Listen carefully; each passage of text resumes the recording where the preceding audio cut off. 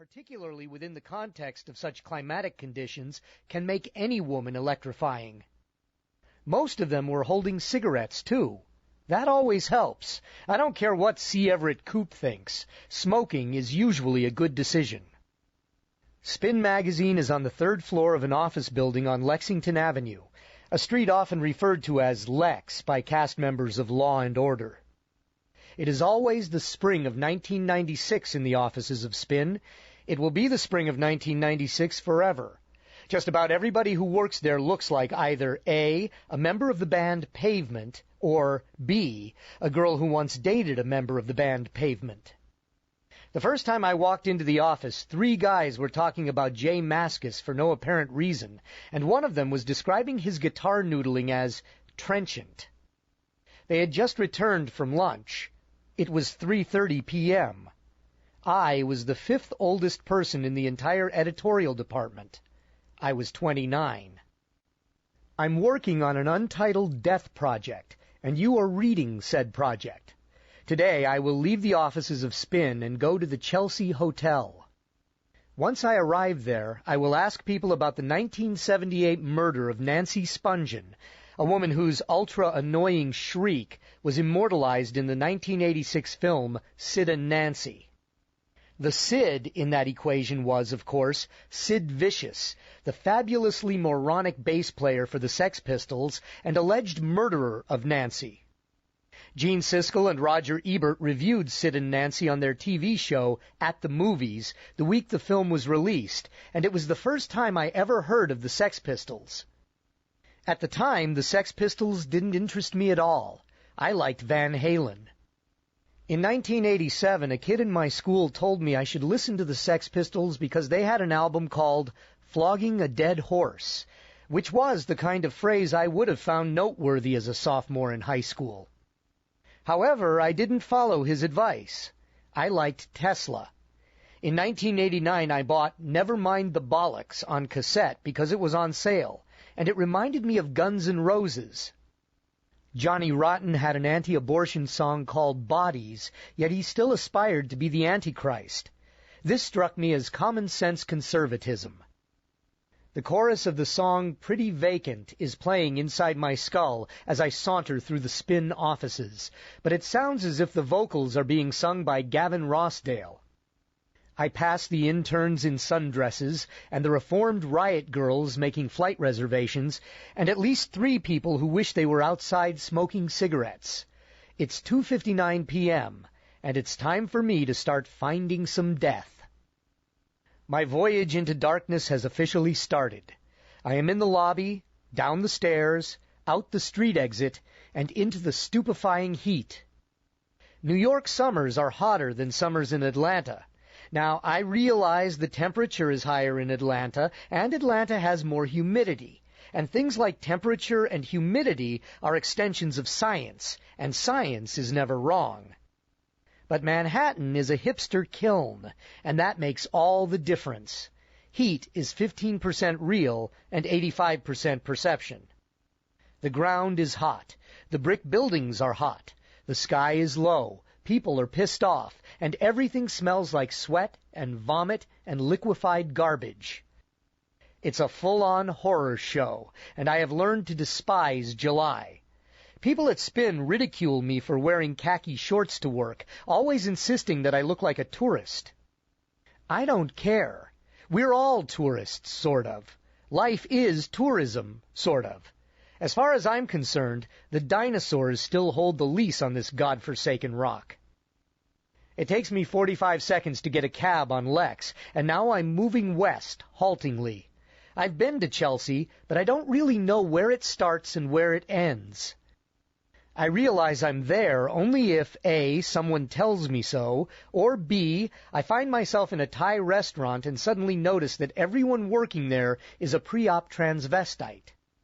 This traffic sucks, but we're getting there. With each progressive block, things look cheaper and older, like B-roll footage from Sesame Street. 10 minutes ago, I was drinking Mountain Dew in Spin's self-conscious 1996.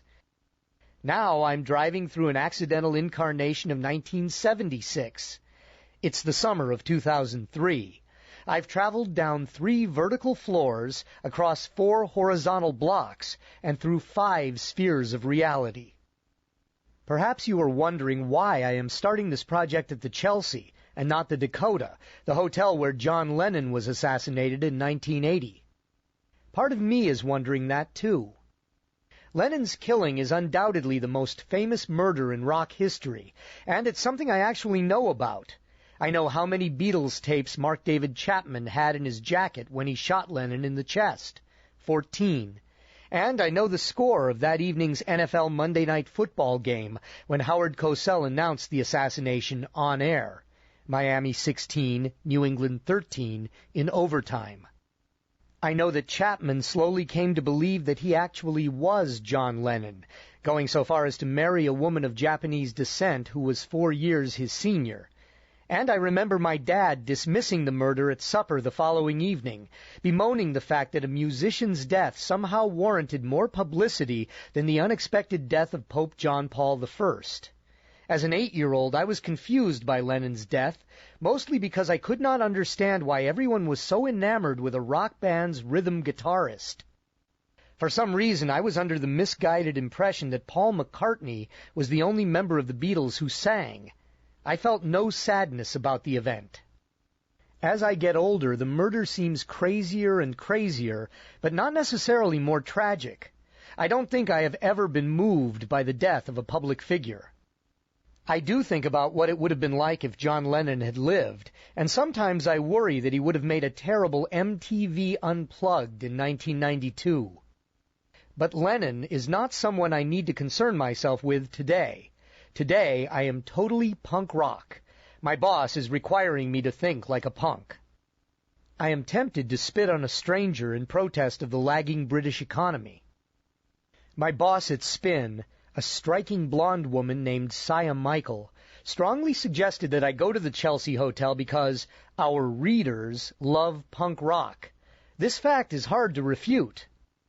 I am probably the only employee in the history of Spin magazine who thinks punk rock, in almost every context and with maybe one exception, The Clash, 1977 to 1982, is patently ridiculous.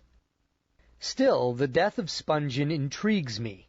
Sid and Nancy's relationship forever illustrates the worst part of being in love with anyone, which is that people in love can't be reasoned with.